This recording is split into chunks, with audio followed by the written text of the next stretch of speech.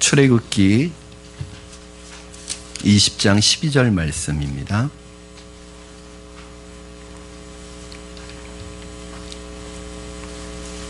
출애굽기 20장 12절 말씀 한 절 말씀이기 때문에 우리 한 목소리로 같이 이 말씀 읽도록 하겠습니다. 자, 출애굽기 20장 12절입니다. 자막을 참고해 주시면 감사하겠습니다. 우리 한 목소리로 하나님의 말씀을 우리의 심령 속에 받겠습니다. 시작. 내 부모를 공경하라. 그리하면 내 하나님 여호와가 내게 준 땅에서 내 생명이 길리라. 아멘. 네, 집사님 앞으로 오세요. 이제는 늦게 오시면 무조건 앞으로 옵니다. 집사님. 네. 제가 좀 짓궂죠. 네. 우리 예배 시작이 11시거든요. 그런데 이제 우리가 찬양을 좀 많이 해요. 우리 교회가 한 20분 정도 하는데 이제 찬양이 끝나가는 시간, 설교 시작하는 시간으로 맞춰서 오시면은 사실은 그 전해 주시는 하나님의 은혜를 못 받습니다. 우리가 세상 속에서 살다 보면 예배 드릴 수 있는 마음의 준비가 잘 안 되잖아요. 오면 바로 마음의 문이 열리는 게 아니어서 설교 시간에 예배 마음의 문이 딱 열리기 위해서 미리 오셔서 찬양으로 이렇게 우리의 마음이 열리도록 해야 되고, 사실은 그 시간부터가 우리 교회 예배입니다. 그러니까 우리 교회는 준비 찬양 없습니다. 예배 찬양하는 순간이 예배예요. 그렇게 해서 꼭 조금만 일찍 나오시면 좋겠습니다. 이렇게 얘기하니까 우리 집사님한테 그냥 제가 한 분한테 얘기하는 것 같은데 절대 그렇지 않습니다. 왜냐하면 11시 찬양 드릴 때 보면 자리가 굉장히 이렇게 비어 있어요. 그러니까 좀 일찍 나오시면 좋을 것 같습니다. 물론 아이들 데리고 나오는 게 이렇게 만만치 않은 거 잘 알지만 조금만 서둘러 주셨으면 좋겠습니다. 네, 여러분, 그 스촨성 대지진이 발생했을 때 지금도 네팔 지진으로 사망자만 7,800명인가로 지금 추정이 되고 계속 늘어날 것 같아요. 근데 스촨성 대지진 때는 사망자가 7만 명이었던 것을 여러분 기억하실 것입니다. 그 스촨성 대지진이 발생한 직후에 구조팀들이 폐허가 된 한 젊은 어떤 여성의 집 주변에서 생존자를 찾고 있었습니다. 구조팀이 폐허가 된 그 흙더미 속에서 한 여성을 발견했는데, 이렇게 웅크리고 있는 여성을 발견했는데 굉장히 여성의 그 자세가 이상했다는 거예요. 마치 어떤 신께 경배를 드리는 모습으로 이렇게 엎드려서 웅크리고 무릎을 꿇고 그렇게 고개를 숙이고 있는 모습으로 발견이 됐는데, 아마 이 그 흙더미가 집이 무너지면서 이 허리와 이 목에 다 골절이 되어서 지금 이렇게 구조팀이 손을 넣어서 알아봤는데 이미 숨도 쉬지 않았고 체온도 없었고 몸은 이미 굳어 있는 상태였다고 합니다. 그래서 구조팀은 이 여성이 이제 죽은 것을 확인했기 때문에 다른 생존자를 찾기 위해서 그 자리를 뜨려고 하는데, 그 구조팀의 팀장이었던 분이 느낌이 너무 이상한 느낌이 들어서 다시 한번 그 여인이 웅크리고 있던 그 여인의 그 웅크리고 있던 밑에 손 밑으로 손을 넣어서 살펴보니까 거기 뭐가 잡히더라는 거예요. 그래서 그 이불 같은 게 잡혀서 그 이불채로 끌어냈더니 거기에 이제 아이가 누워 있는 것이 발견이 됐습니다. 그리고 그 아이를 봤더니 아직 살아있는 거예요. 그리고 그 아이의 그 상태를 확인하고 담요를 펴는 순간에 거기에서 휴대폰이 하나가 나왔대요. 휴대폰을 열어보니까 거기에 문자가 쓰여져 있었는데 이런 글귀가 쓰여져 있었답니다. 아가야, 만약 생존한다면 엄마가 너를 사랑했다는 것을 잊지 말아다오. 이런 글귀가 쓰여 있었다고 합니다. 이제 그 글귀를 보고 구조팀들이 거기에서 눈물바다가 됐다는 이야기가 기사를 통해서 이미 오래전에 접했던 분도 계실 것이고, 이게 이제 그때 실제 기사가 됐던 사진의 한 장면입니다. 제가 어저께 이제 식사를 하면서 이 기사를 아내에게 들려주고 있었어요. 이야기를 옆에서 듣고 있었던 제 첫째 아이가 제 아내에게 그런 질문을 하는 거예요. 엄마도 내가 이렇게 되면 똑같이 하실 거예요? 이런 질문을 하는 거예요.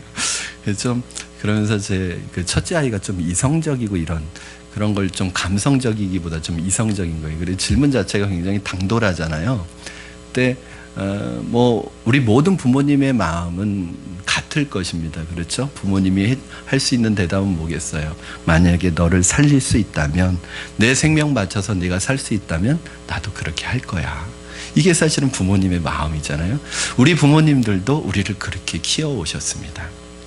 자신의 모든 것을 바쳐서 지금까지 키워오셨습니다. 우리가 부모님에게 감사드려야 하는 이유는 바로 부모님이 아니셨다면 우리는 생길 수도 없었고, 부모님이 우리가 어렸을 때부터 부모님께서 헌신적으로 우리를 키우시고 지켜주시지 않았다면 오늘 우리는 이렇게 잘 살 수 없었기 때문입니다. 우리의 인생 100%가 부모님의 사랑에 빚지고 있기 때문에 우리는 부모님에게 감사드려야 하는 마땅한 이유가 있는 것입니다. 오늘 우리 어버이 주일로 지키는 날입니다. 우리가 지금 이렇게 훌륭한 사람으로 자랄 수 있었던 것은 모두 부모님이 계셨기 때문입니다.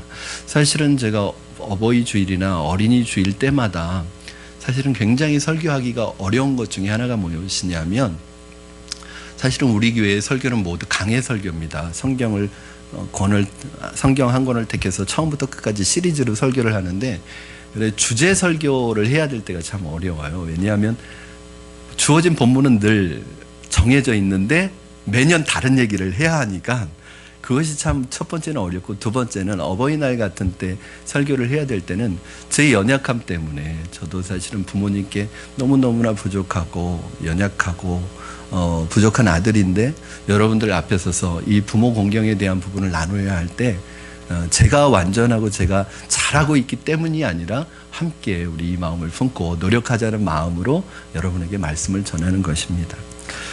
오늘 조각가가 처음에 대리석을 가져다가 어떤 사람의 조각을 만들기 전에 그 대리석에는 코도 없고 눈도 없고 입도 없습니다. 그러나 조각가가 자기의 열정과 기술을 가지고 손을 다쳐가면서 끌로 망치로 때려서 얼굴을 만들면 진짜 살아있는 사람처럼 멋있는 조각 작품이 됩니다. 그런데 아무리 훌륭한 조각가가 작품을 만든다고 할지라도 부모님이 낳으신 아기만큼 생명력이 넘치고 정교하고 아름다운 작품은 이 세상에 없습니다. 주일마다 많은 부모님들이 이 아이들, 어린 아이들을 손잡고 교회로 오는 모습을 2층에서 제가 늘 지켜보고 있거든요. 3층에서 그 아이들을 오는 거 보면 어쩌면 그렇게 부모님을 복사기로 찍어놓은 것처럼 그렇게 쏙 빼닮았는지 모르겠어요. 여러분, 우리 한 사람은 하나님이 부모님을 모델로 해서 만든 작품입니다. 바로 우리 겉사람의 모델은 부모님이시고 우리 속사람의 모델은 바로 하나님이십니다. 세상에서 아무리 똑똑하고 유능하고 성공한 사람이라고 할지라도 부모님 없이 이 땅에 태어난 사람은 한 사람도 없습니다. 요즘에 복제개도 있고 복제양도 있고 복제돼지도 있습니다. 이렇게 복제돼서 태어난 짐승은 부모가 없습니다. 그러나 아직까지 인간은 복제된 인간이 없습니다. 그러므로 모든 사람은 다 누구를 통해서 이 땅에 온 것이냐면 바로 부모님을 통해서 이 땅에 우리가 존재하고 살아가고 있는 것입니다. 그만큼 부모님이라는 존재는 하나님의 생명 창조 사역과 밀접한 관계가 있는 분들입니다. 오늘 우리가 부모를 공경해야 하는 이유는 무엇입니까? 왜 부모를 공경해야 합니까? 오늘 이 질문에 대답하면서 어버이 주일 부모님의 은혜를 다시 한번 생각해 보며 우리들의 모습을 다시 한번 주님의 말씀 앞에서 새롭게 비추어 보기를 원합니다. 우리가 부모님을 공경해야 하는 첫 번째 이유가 무엇이냐? 첫째는 부모 공경은 하나님의 명령이기 때문에 그렇습니다. 여러분, 오늘 본문 말씀은 여러분이 잘 알고 계시는 것처럼 어디에 있는 말씀이죠? 10계명 중에 한 말씀입니다. 제5계명에 주어진 말씀인데 바로 이것이 여러분 10계명 중에서 이미 알고 계시는 부분을 제가 잠깐 정리하겠습니다.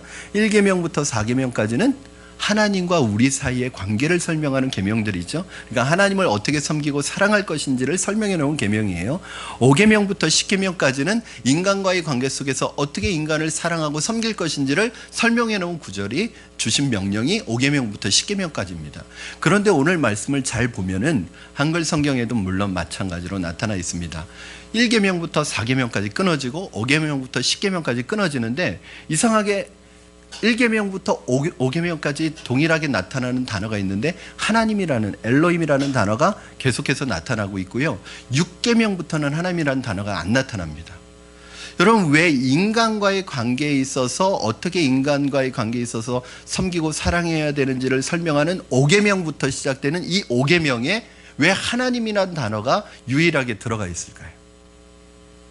오히려 인간 편에 속한 계명인데 인간과의 관계 속에서 인간을 섬기고 사랑하는 방법에 속한 계명인데 왜 하나님이라는 1계명부터 4계명까지 계명에 더 밀착돼서 붙어 있을까요? 그것은 바로 그만큼 부모님이라는 존재가 하나님의 창조 사역과 밀접한 관계를 가지고 있기 때문입니다. 여러분, 이것은 수직적 사랑에 대한 응답이라는 맥락에서 부모 공경은 하나님 공경과 같은 맥락에서 하나님께서 말씀하고 계시는 거예요. 왜요? 하나님이 우리의 생명을 지으신 창조주이듯이 그 하나님이 우리의 생명을 지으실 때 누구와 동역하신 거예요? 부모님과 동역하시고 부모님을 대행자로 세우신 거예요. 그렇기 때문에 부모님은 하나님의 대리자이고 하나님의 동역자입니다. 우리 생명을 창조하는 데 있어서. 그래서 하나님은 1계명부터 4계명까지에 대한 하나님의 계명에 이 5계명인 부모 공경에 대한 계명을 더 이렇게 붙여놓은 이유는 바로 부모를 공경하는 것이 누구를 공경하는 거다? 하나님을 공경하는 거라는 것을 이 말씀 속에서 우리에게 보여주고 있는 것입니다. 하나님께서 이스라엘 백성들에게 너희는 무조건 하나님만 잘 믿으면 부모는 어떻게 되든지 상관없다, 이런 말씀하신 적이 한 번도 없습니다. 오히려 하나님은 하나님을 잘 믿는 것이 무엇인지 아느냐? 부모를 잘 공경하는 게 하나님을 잘 믿는 거다, 이렇게 설명하고 계세요. 부모를 공경하는데, 즉 부모가 공경받는 데는 이유나 조건이 없습니다. 이유나 조건을 달고 있지 않습니다. 이렇게 할 때만 부모님을 공경해라. 부모가 인격적이고 나에게 잘해주니까 너희는 부모를 공경해라, 이런 이유나 어떤 전제가 없다는 거예요. 이게 뭐냐면 명령입니다. 명령이라는 건 뭐냐면 하나님의 방법인 거예요. 여러분, 이거 기억하십시오. 하나님의 방법이라는 게 굉장히 중요한 거예요. 우리를 구원하시는 하나님의 방법이 어떤 거죠? 예수 그리스도를 믿을 때 하나님이 우리에게 구원 얻는 길을 제시해 주셨어요. 그러므로 우리가 하나님을 믿는 것은 어떤 것이냐면 하나님이 우리에게 허락하신 예수 그리스도를 믿으면 하나님을 믿는 것으로 인정해 주시는 거죠. 그러므로 예수님을 믿는 것은 예수님만 믿는 게 아니라 누구를 믿는 거예요? 예수님을 보내신 하나님을 믿는 거예요. 우리가 부모님을 공경하는 것은 누구를 공경하는 거예요? 그 부모님을 보내주신 하나님을 공경하는 거예요. 그 부모님을 세워주신 하나님을 공경하는 것으로 인정을 해주신다는 거예요. 하나님은 예수 그리스도를 통해서 구원의 길을 허락하셨습니다. 내가 곧 길이요 진리요 생명이니 나로 말미암지 않고는 아버지께로 올 자가 없다고 말씀하셨고, 천하 인간 만민의 구원 얻을 만한 다른 이름을 우리에게 주신 적이 없다고 말씀하셨어요.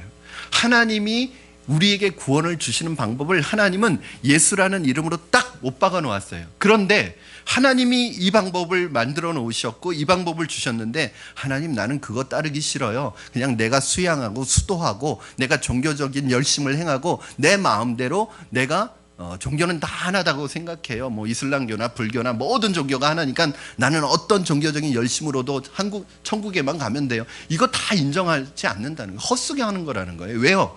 하나님은 네 종교적인 열심이 중요한 게 아니라 예수 그리스도를 통해서 우리에게 구원을 주신다고 약속해 주신 거예요. 그러면 하나님의 말씀을 따라야지 하나님을 믿는 거예요. 마찬가지로 여러분, 부모 공경도 마찬가지입니다. 하나님을 사랑하고 공경하는 방법을 하나님께서는 부모 공경에서 찾으시는 거예요. 에베소서 6장 1절 말씀 우리 한번 같이 읽겠습니다. 에베소서 6장 1절 시작.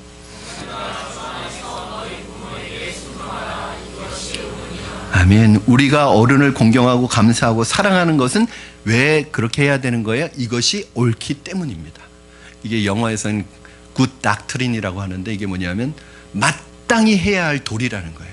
즉 우리가 부모님을, 어른을 공경하고 사랑하고 그분들을 공경해야 되는 것은 마땅히 해야 될 인간의 도리라는 거예요.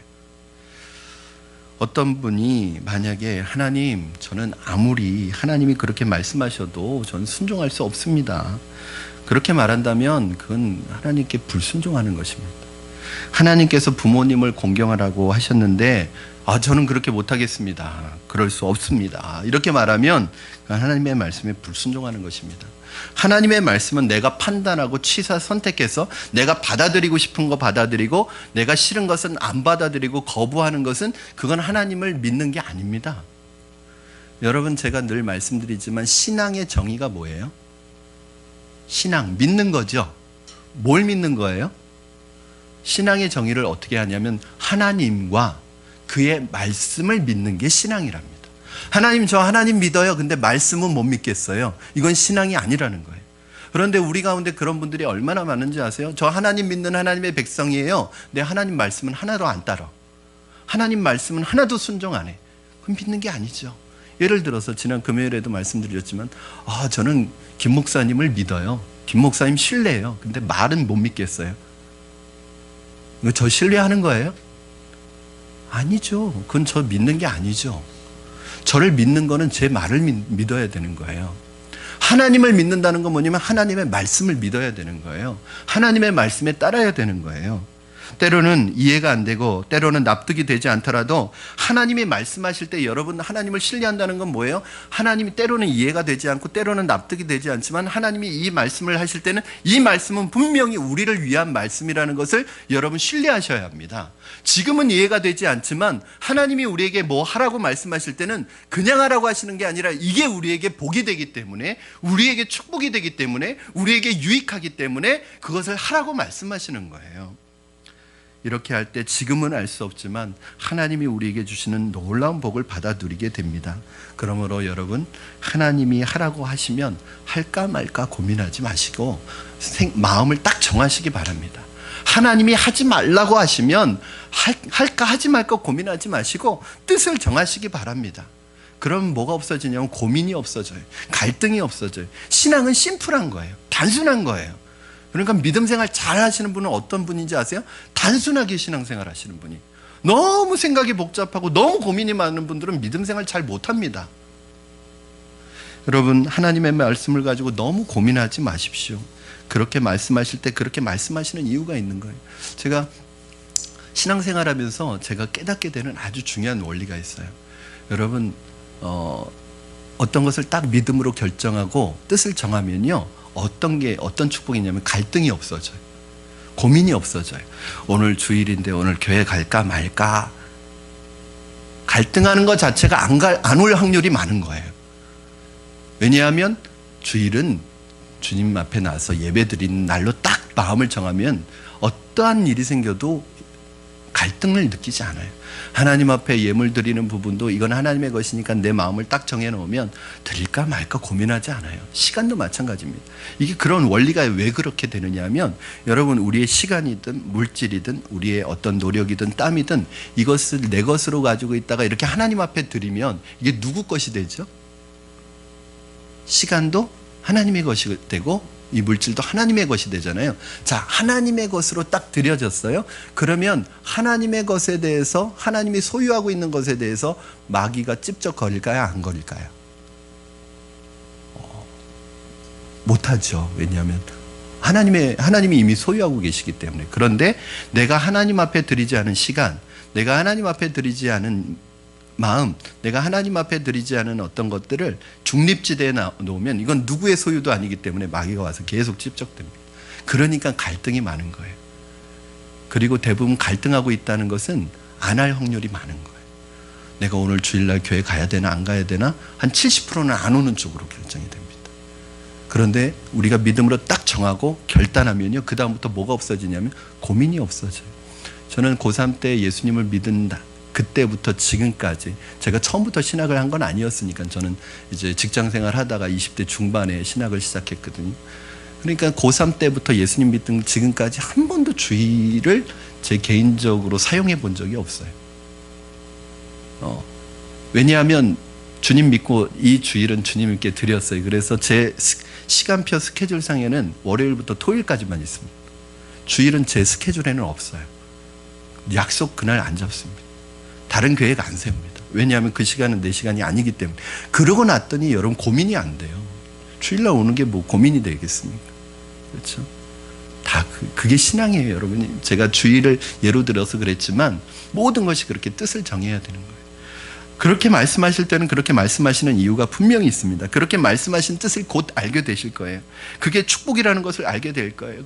그래서 지금은 이해가 되지 않더라도 하나님이 우리에게 그렇게 말씀하실 때는 딱 뜻을 정하고 믿음으로 순종하면 나중에 뭐 빨리 할 수도 있고 나중에 가면은 하나님께서 그래서 그때 이렇게 말씀하신 거구나. 그때 순종하기를 참 잘했다. 이런 생각을 분명히 하실 거예요. 여러분, 이게 두 번째 부모 공경의 이유와 연결이 됩니다. 왜 우리가 부모님을 공경해야 되느냐? 부모 공경이야말로 축복의 통로이기 때문에 그렇습니다. 오늘 말씀에 보면 우리 오늘 본문 말씀 볼까요? 20장 12절 말씀 같이 한번 여러분 읽겠습니다. 여러분 읽어주십시오. 시작.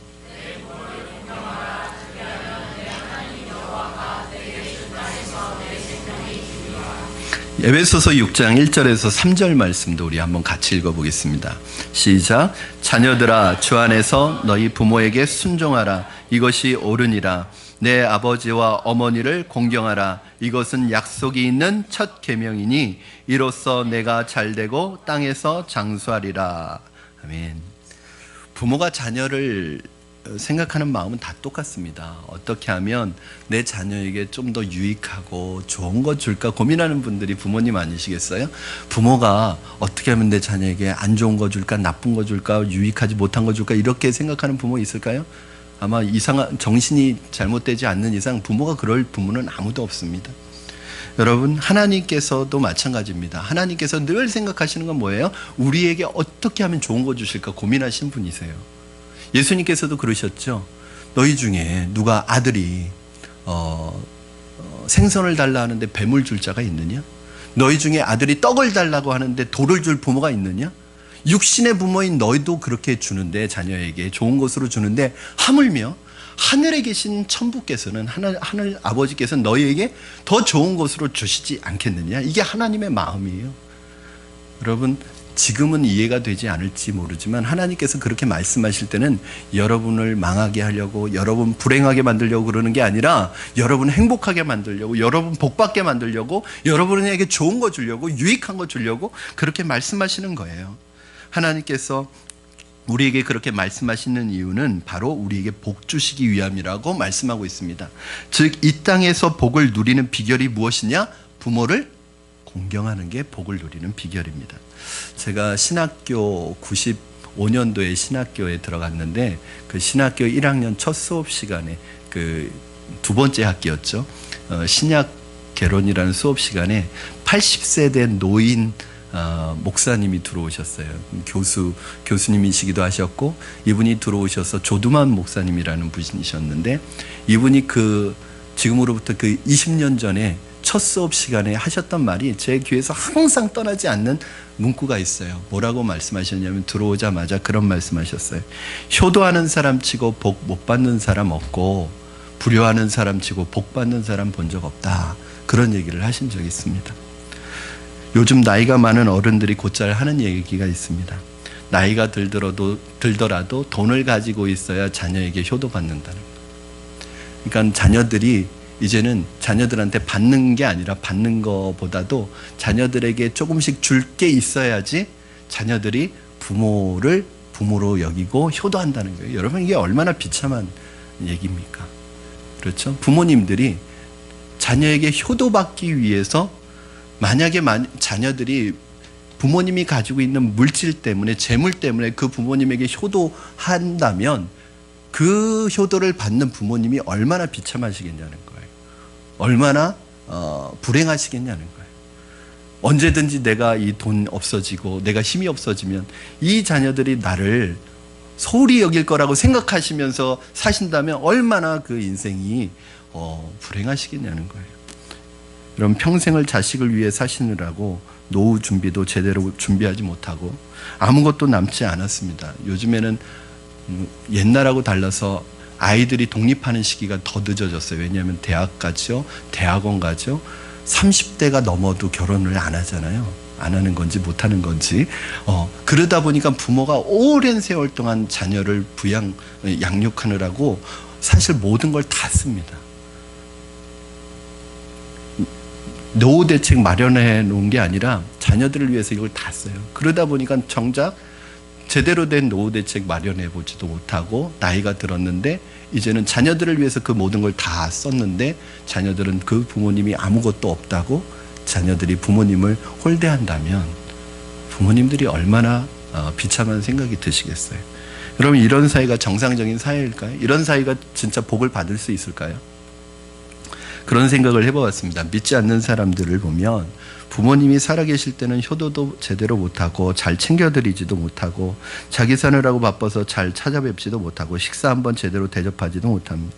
살아계실 때 부모님에게 돈 잘 안 씁니다. 어떻게 해서든 얻어내려고 하지. 그런데 돌아가시면요, 장례식은 아주 거하게 합니다. 거창하게 치릅니다. 여러분, 깜짝 놀랐어요. 수백만 원짜리 관이 있대요. 수백만 원짜리 수의가 있다는 거예요. 이렇게 쓸데없는 낭비를 해가면서까지 엄청난 장례식을 치르는 사람들이 있다는 거예요. 그런데 그 사람들의 심리가 이해가 되지 않지 않습니까, 여러분? 왜냐하면 부모님 살아계실 때는 정말 밥 한 끼 사드리는 것도 참 아까워하는 그런, 뭐 대부분이 그렇다는 건 아니지만 그런 사람들이 부모님 돌아가시고 나서는 그 수백만 원, 수천만 원씩 그렇게 낭비해 가면서 그렇게 하는 이유, 이 사람들의 심리가 무엇일까? 왜 부모님이 살아계실 때는 효도다운 효도 제대로 하지 못하고 따뜻한 음식, 맛있는 음식 대접 한번 제대로 못하시고 못한 사람이 돌아가시고 나면 엄청난 돈을 들여서 쓸데없는 짓을 하는 것일까? 왜 제사상은 그렇게 상다리가 부러지도록 차려놓는 것일까? 그렇게 한다고 부모님이 드시는 것도 아니신데 부모님께서 살아계실 때 잘 못한 것이 후회가 돼서 지금이라도 효도하려고 그러는 걸까? 청개구리처럼. 그런 거 아니라는 거죠. 어떤 사람이 이걸 연구해 봤다는 거예요.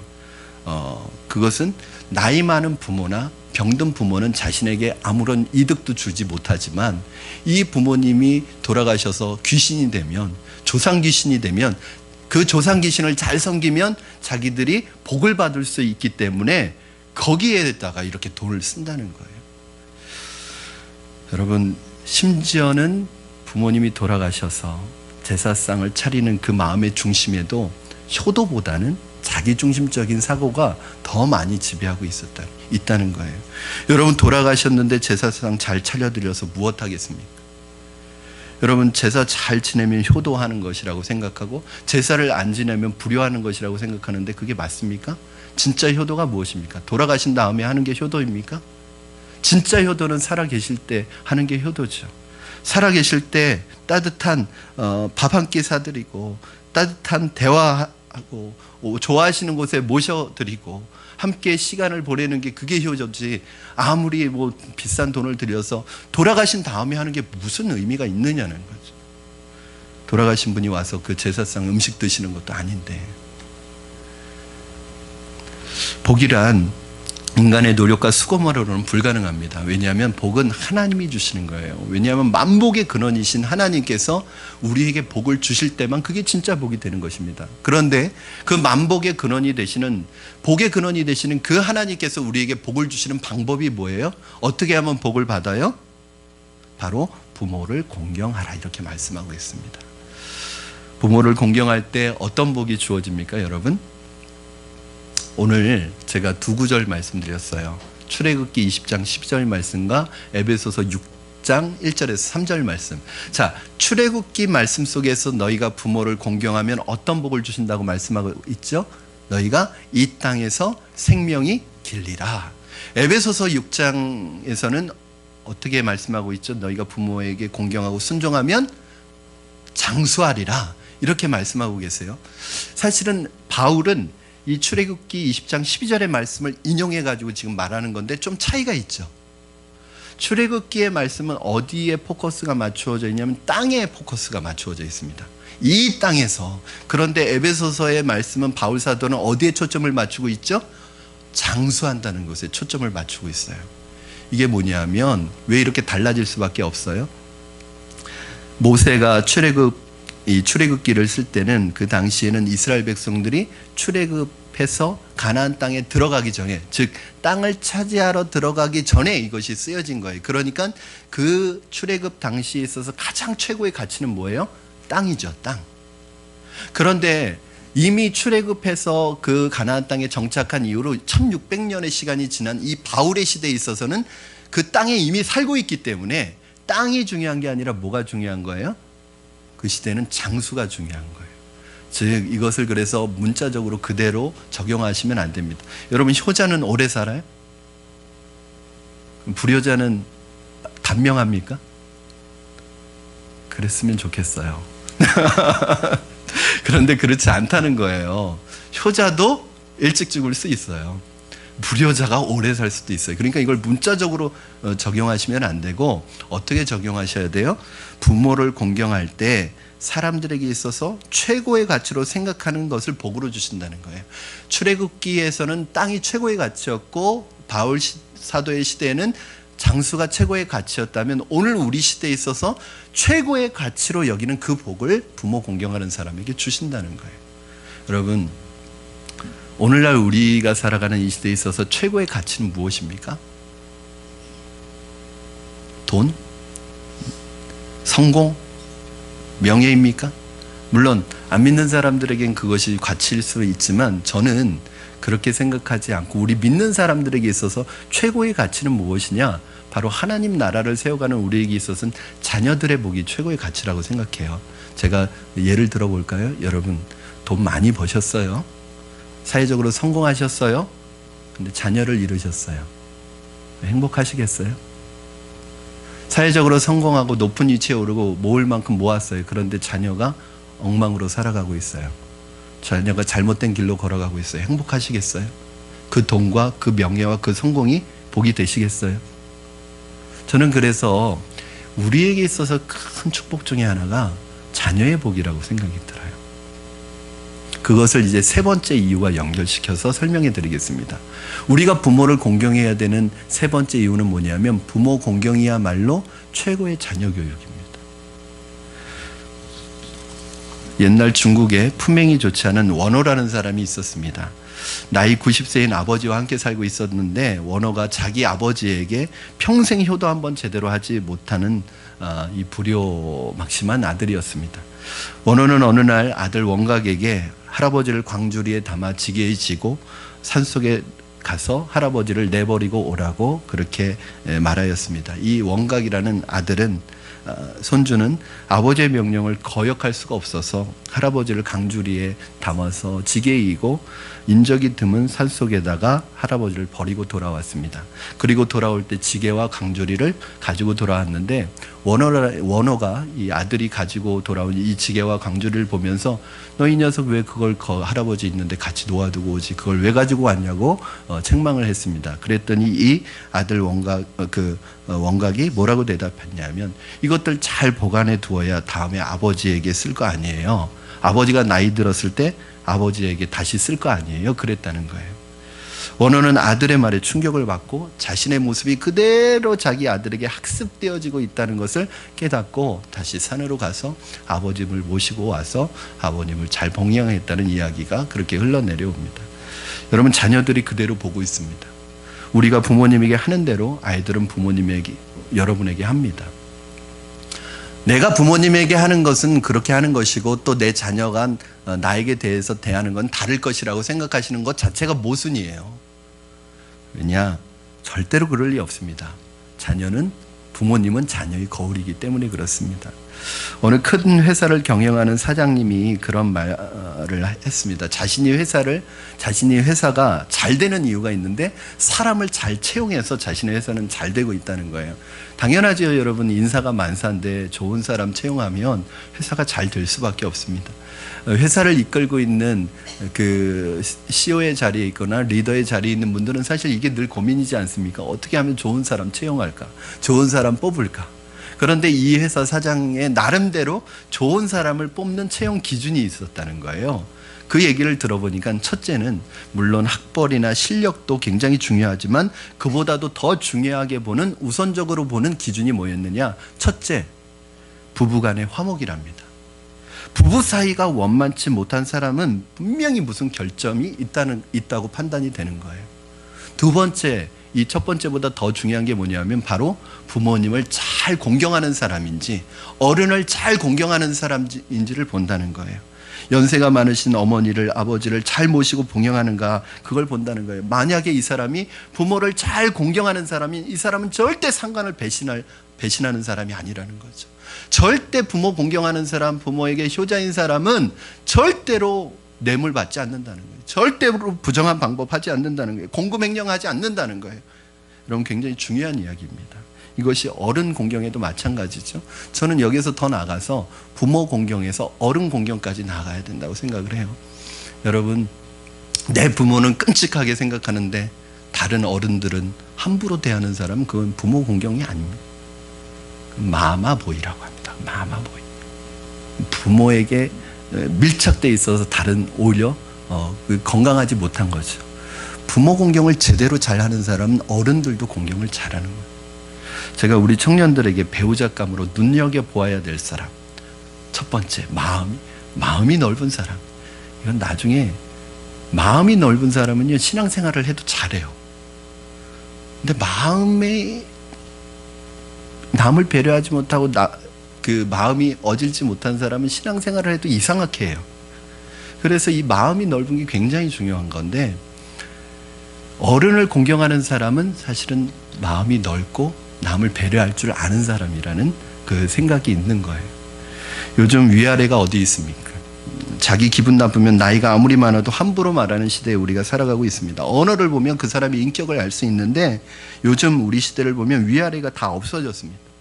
우리 그리스도인들이 이런 면에서 달라야 합니다. 제가 전에도 말씀드렸지만 제가 서강대 약속이 있어서 신촌에 있는 서강대학교에 갔다가 그 캠퍼스 정문 앞으로 나왔는데 그 8차선 대로에서 중앙에서 그 차 2대가 멈춰서 싸우는 거예요. 밖으로 나와서 싸우는데 딱 제가 보기에도 한 사람은 20대예요. 또 한 사람은 60대 분이세요. 그런데 20대 이 청년이 60대 되시는 이분의 멱살을 잡고 정말 욕을 하고 있는 거예요. 우리 시대가 됐습니다. 도로에 나가면 나이 없습니다. 나이가 많은 게 상관없습니다. 큰 차가 유리합니다. 큰 차를 몰고 다니십시오. 한국에서는. 여러분, 그건 예의 못 배워먹은 짓이죠. 부모님이 누군지 궁금합니다. 진짜. 여러분, 그래서 제가 아이들에게 제일 신경 써서 교육하는 것 중에 하나가 바로 어른에 대한 예절입니다. 동네 지나다니면서 어른들 보면 무조건 인사하게 합니다. 인사하는 습관을 들입니다. 그러려면 제가 먼저 해야죠. 저는 눈에 보이면 다 이웃이든 누구든 다 인사를 합니다. 그리고 특히 어른들에게는 꽉듯이 인사합니다. 그래서 저희 아이들 같이 데려갈 때는 항상 아이들 같이 인사하게 합니다. 그런데 이상하게 서진이는 아무리 가르쳐도 이게 인사를 잘 이렇게 안 해요. 그게 왜 그런가 했더니 워낙 쑥스러움을 많이 타가지고 인사하는 것 자체가 부끄러운 거예요. 그래서 제가 요즘엔 칭찬 스티커를 주고 있는데, 인사할 때마다 칭찬 스티커를 하나 주고 있는데, 여러분, 이거는요, 가르친다고 되는 게 아니라 엄마 아빠에게서부터 배우는 거죠. 엄마 아빠가 존댓말 하는 습관은, 여러분, 이거 어려서부터, 그래서 저희 아이들이 4살, 5살, 6살, 7살이지만 엄마 아빠한테 말할 때 반말 못하게 합니다. 극존칭 쓰게 합니다. 그래서 서진이 그 인사는 잘 못하지만 얘가 꼭 말할 때 제가요, 엄마 아빠 제가요, 이렇게 극존칭 쓰게 합니다. 이게 어려서부터 하지 않으면 안 되는 거거든요. 그러기 위해서는 엄마 아빠가 언어 습관이 또 달라야 합니다. 제가 제 아내하고 대화할 때 여러분도 아시겠지만 존댓말을 씁니다. 그렇죠? 결혼하자마자 서로 존댓말을 썼어요. 물론 100%는 아닙니다. 한 30%는 반말 섞어서 하지만 아이들이 있는 데서는 가능하면 존댓말 쓰려고 하는 이유가 거기에서 다 배우는 것이거든요. 그래서 여러분, 하루아침에 되는 게 아니라 보고 배우는 것이죠. 삶으로 배우는, 이게 무서운 거예요. 아이들이 내가 부모가 말로 하는 것 듣고 자라는 게 아니라 부모가 하는 대로 하고 자라는 거니까. 경건한 가정, 부모를 공경하는 마음이 있는 가정 분위기가 자녀를 바르게 양육할 수 있습니다. 그러므로 집에 가셔서 여러분의 부모님께 효도하십시오. 내가 효도할 때 자녀 교육이 자연스럽게 이루어집니다. 우리 늘 그 어버이날 때도 하지만 제가 설교 때마다 우리 최 집사님하고도 그런 얘기 한 적이 있었잖아요. 우리 집사님이 언젠가 저에게 그런 얘기를 해준 적이 있어요. 우리 하나님 앞에 11조 드리잖아요. 10의 3조를 드려야 된다. 무슨 말이냐면 내 수입의 10분의 1은 하나님께, 10분의 1은 부모님께, 또 10분의 1은 어려운 사람들을 위해서 우리가 그렇게 물질을 써야 된다. 그 얘기를 하신 적이 있는데 저도 동감입니다. 여러분 그렇게 부모님 섬기는 모습을 보면 아이가 그냥 다 배우는 거죠. 공산당원들이 어느 목사님 한 분을 끌어다 놓고 신문 고문을 했습니다. 그러면서 예수의 이름을 부인하고 예수의 이름을 저주하고 신앙을 부인해라. 그러면 살려주겠다. 그리고 고문을 하는데 아무리 심하게 고문을 해도 그 예수님을 부인하지 않는 거예요. 그래서 이번에는 최후의 수단으로 그 아들을 데려다가 아버지가 보는 앞에서 고문을 하기 시작했습니다.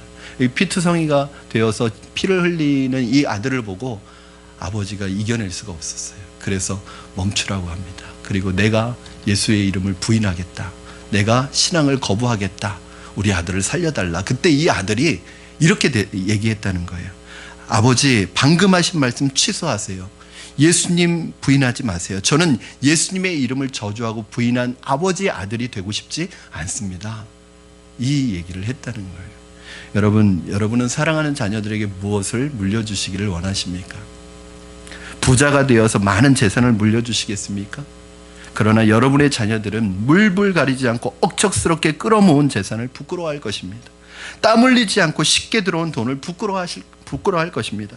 그렇다면 무엇을 물려주시겠습니까?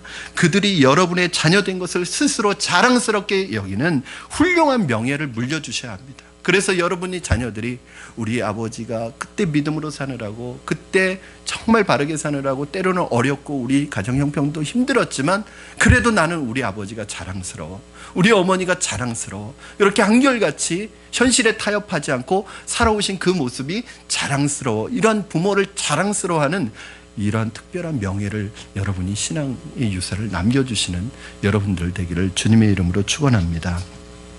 우리가 부모님을 공경하지 않고 하나님의 말씀을 거역하면서까지 무엇을 자식에게 물려줄 수 있겠습니까? 우리가 먼저 부모님께 효도할 때 내 자식이 바로 자랄 뿐 아니라 언젠가는 내 아들도 내 딸들도 내게 효도할 것이라는 점을 생각하시기 바랍니다. 부모님에게 불효하면서 내 자식만 잘 키우겠다는 생각은 하나님의 말씀을 정면으로 불순종하는 것입니다. 어린이날 내 자녀 선물을 사주는 것에는 수십만 원도 아깝지 않은, 요번에도 대단했죠. 벌써 어린이날 이틀 전부터 그 백화점 밖에까지 오픈하기 전부터 몇 시간 전부터 와서 줄을 서서 기다렸는데 뭐냐면 아이들 장난감 사주려고. 근데 그 장난감이 여러분 최하가 7, 8만 원, 비싼 건 30만 원, 40만 원 합니다. 그걸 사주려고. 내 아이에게 어린이날 선물 사주는 거는 수십만 원도 아깝지 않은데, 어버이날 부모님에게 돈 이렇게 드리는 돈은 몇만 원도 아까워서 손이 떨리고 입이 떨리고 살이 떨리면 그 뭐가 문제가 있는 것입니다. 여러분, 아이들이 그대로 보고 배운다는 사실을 여러분 기억하시기 바랍니다. 말씀을 정리합니다. 사랑하는 여러분, 오늘 제가 여러분에게 드린 말씀은 목사 개인이 여러분에게 하는 뻔한 얘기라고 생각하시면 안 됩니다. 그렇게 하시면 벌써 지는 것입니다. 실패하는 것입니다. 하나님의 말씀으로 알고 기쁨으로 받아들일 때 하나님께서 오늘 말씀을 통해 약속하신 하늘의 신령한 복, 아브라함의 복, 가나안의 복, 이삭의 복, 야곱의 복이 저와 여러분의 복이 될 뿐만 아니라 우리 자녀 자손 대대로 그 복이 이어질 줄로 믿습니다. 어버이 주일을 보내면서 우리 부모님에 대한 사랑, 그리고 우리 교회 신앙의 선배들에 대한 섬김과 사랑이 풍성해지기를 바랍니다. 우리 신앙의 선배들에 대해 감사하는 마음이 회복되기를 바랍니다. 그러므로 우리 모든 성도들이 하나님이 약속하신 이 축복, 하늘의 신령한 복과 이 땅의 기름진 복을 받아 누리는, 자녀의 축복을 누리는 여러분 되시기를 주님의 이름으로 축원합니다. 우리 이 시간에 같이 찬양하실 텐데, 찬송가에서 이렇게 어버이 주일 찬양을 찾으면 늘 좀 아쉬운 것이 아버지는 없어요. 그래서 좀 아쉽지만 어머니의 넓은 사랑이라는 찬양인데, 아버지라는 단어는 안 나오지만 사실은 어디 어머니 아버지를 분리할 수 있겠습니까? 우리 아버님들은 아버지라고 생각하시고 부르시고, 또 우리 연로하신 어머님 아버님을 생각하시면서 어머니만 생각하지 마시고 아버님도 기억하시면서 우리 함께 이 찬양 부르고 기도하겠습니다.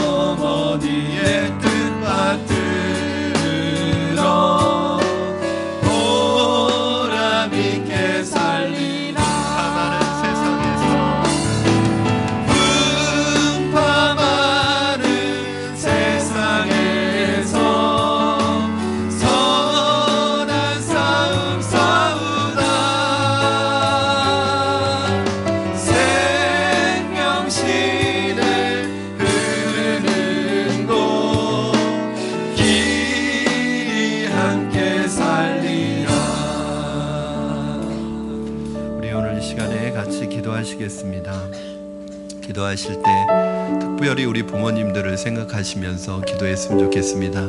하나님, 우리 부모님을 통해 우리에게 귀한 신앙의 유산과 믿음의 유산을 물려주셔서 감사합니다. 풍파많은 이 세상에서 믿음의 하나님 아버지 중심을 잡을 수 있도록 우리를 위하여 늘 기도해 주신 우리 부모님들, 하나님 그분들을 우리에게 허락하신 것 감사합니다. 또 하나님, 우리가 이 땅에 올 수 있도록 우리 부모님들을 허락하셔서 우리 부모님들 하나님 그 사랑 속에 우리가 커올 수 있었던 것 감사합니다. 하나님의 은혜입니다.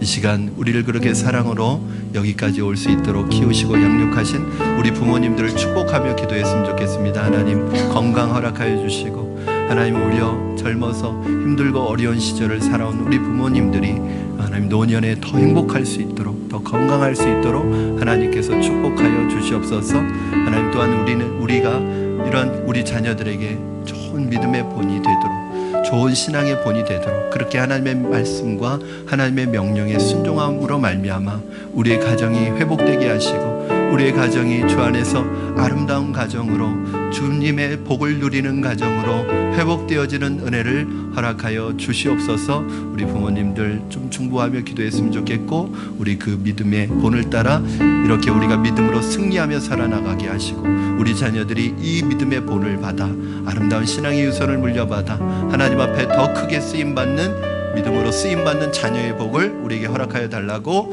우리 합심하여 기도하시겠습니다. 살아계셔서 역사하시는 하나님 아버지 감사합니다. 아버지 하나님 오늘 우리가 아버지 주를 맞이하여 다시 한번 주님에 대한 하나님 아버지 우리에게 아버지 귀한 우리 부모님들을 보내주신 것을 감사하며 축복하며 기도합니다.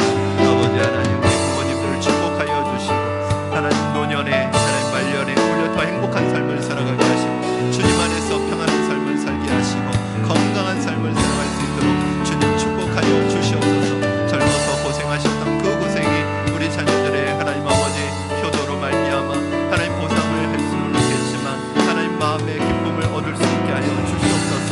하나님 부모님의 은혜를 잊지 않는 저희가 되게 하여 주시옵소서. 세상의 흐름과 세상의 문화에 따라가지 않게 하시고 오늘 이 시대에 부모를 공경하는 우리가 되게 하시고 우리 자녀들에게 선한 믿음의 본을 보이는 우리가 될 수 있도록 축복하여 주시옵소서.